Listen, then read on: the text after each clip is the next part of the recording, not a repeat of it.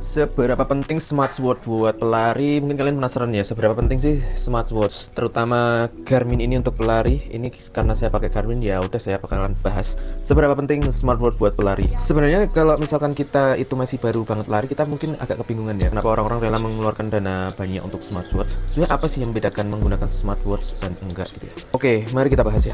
Terutama saya pun juga awal-awalnya juga bertanya-tanya kenapa orang-orang menggunakan smartwatch. Dulu saya pernah punya smartwatch Cina yang harganya 500 ribuan kalau nggak salah, namanya GT number one gitu. Nah, saya pertama kali megang smartwatch itu rasanya kok ini jam oke keren, tapi kok ampas gitu ya, fungsinya nggak jelas gitu ya, buat nunjukin waktu aja kayak nggak jelas. Dia tuh kalau mau lihat jam kita harus bangun gini dan tunggu beberapa saat baru kelihatan jamnya. Kadang juga nggak mau nyala gitu, di gini-giniin nggak mau nyala jamnya, ribet banget gitu, dan kita harus ngecas kayak gitu, dan kita harus was-was kalau kena air. Ini ampas sih. Emang banyak fitur olahraga di situ, cuman nggak seamless, kayak nggak guna gitu loh. Pada akhirnya nggak ada fungsinya, meskipun ada hard drive di sini ya.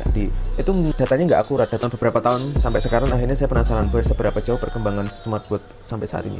Akhirnya saya memberi Garmin yang waktu itu pertama kali saya beli adalah 265S, which is dia lebih kecil dari ini.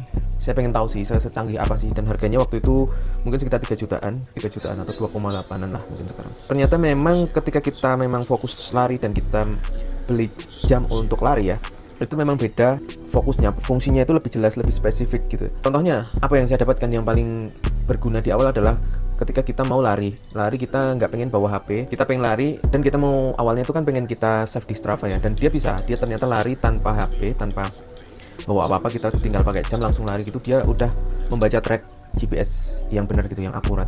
Nah, itu adalah satu poin yang bikin saya oke, berarti beneran GPS-nya itu beneran ada di jam ini. Awalnya saya emang ragu ya, jam sekecil itu bisa ada GPS-nya. Awalnya saya ragu, jujur aja. Saya kira emang harus connect ke HP dan yang dipakai adalah GPS HP. Ternyata emang di sini beneran ada GPS yang nembak ke langit lah, nggak bisa jadi situ ya. Ada sinyal yang nembak ke langit dari jam sekecil ini. Oke, setelah itu, setelah saya lari, saya membaca data-datanya itu sangat detail, guys. Dia bacanya per 1 kilo itu bisa sangat detail. Kita di pace berapa, heart rate berapa, cadence juga. Menurut saya cadence ini saya agak kagum ya, karena bisa baca berapa jarak langkah kaki kita. Misalkan satu langkah kita adalah setengah meter atau berapa meter, dia bisa tahu, termasuk keren. Dan juga kalau kita mau mulai lari itu gampang banget, tombolnya tinggal kita pencet satu kali, gini pencet lagi, jadi cuma 2 kali pencet udah kita mulai lari gitu. Ternyata memang smartwatch yang difokuskan untuk sesuatu yang spesifik itu memang sangat seamless gitu, semudah ini kita mau lari buat ngeran aktivitas kita, semuanya lari tadi. Kita harus sambil mempelajari apa tutorial cara membaca, bagaimana membaca data dan apa maksud dari data-data ini. Dan kita bisa mengukur kemampuan kita bagaimana supaya kita tidak terlalu over ketika lari, kita tidak terlalu berlebihan yang merusak gitu. Kita bisa jadi tahu bagaimana berlatih dengan benar, karena ada batasan yang harus kita jaga, jangan sampai kita melewati batas itu. Contohnya adalah HR, misalkan HR saya ternyata 190 itu tinggi. Misalkan kita udah di HR maksimal, kita turunin kecepatan dan kita jalan lagi, sehingga latihan kita bisa efektif. Kita bisa tahu elevationnya, ketinggian lari, tanjakan gitu. Di sini juga bisa terbaca. Kita bisa tahu apakah kita kebanyakan menggunakan aerobik atau kita menggunakan non aerobik, yang mana itu berguna untuk kita progres latihan kita selanjutnya. Oh, ternyata selama ini aku aerobik, aku tambahin non aerobik dikit deh gitu misal. Jadi kita bisa punya ukuran tentang diri kita sendiri, terutama gitu. Kita bisa mengukur diri kita sendiri dengan smartwatch sekecil ini. Dan di sini juga muncul yang namanya recovery time. Jadi recovery time itu adalah anjuran berapa lama kita beristirahat supaya kita ready untuk berlatih ke latihan yang selanjutnya. Contohnya misalkan saya habis lari, nanti recovery time-nya adalah 24 jam, berarti saya udah siap untuk lari lagi sekitar 24 jam setelah saat saya lari.